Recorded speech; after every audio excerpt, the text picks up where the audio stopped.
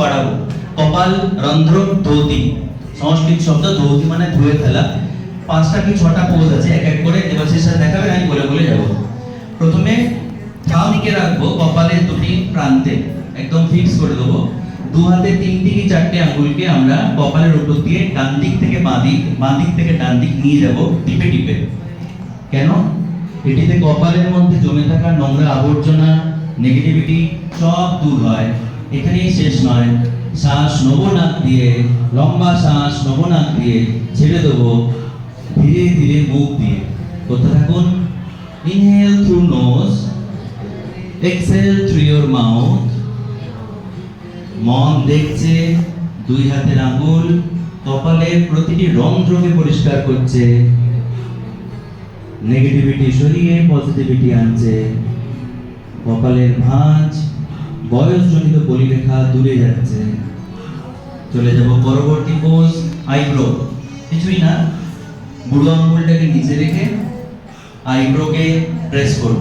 আইব্রোর ওখানে দেখুন একটা হাড় আছে, সেটিকে প্রেস করব। হাড় মাসেলের জাংশন, রক্ত সঞ্চালন বৃদ্ধি পাবে। সেন্টার থেকে সাইডে, সাইড থেকে সেন্টারে। মনোযোগ দিয়ে করব। মনকে বলবো অন্য কাজ ছেড়ে, যেখানে আঙ্গুল সেখানে তুমি থাকো। চলে যাব তৃতীয় পোজে, সাইনাস অঞ্চল। হাতের 2টি কি 3টে আঙ্গুলকে নাকের পাশ দিয়ে শুরু করে চোখের নিচ দিয়ে নিয়ে যাব। চোখের পাশ দিয়ে নিয়ে গিয়ে আমরা শেষ করব পুরো সার্কেল একটা তৃতীয় নেত্রে।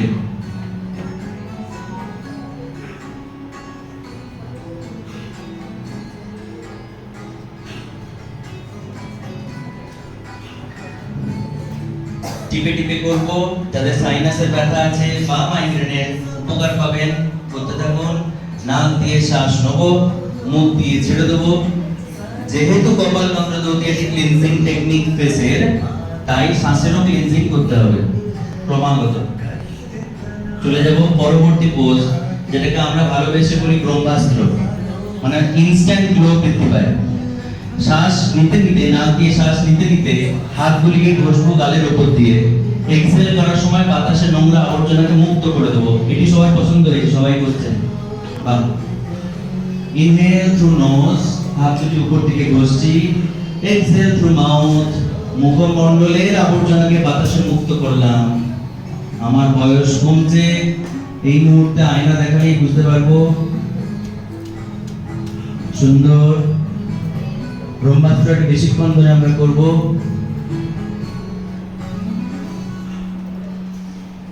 চলে যাব।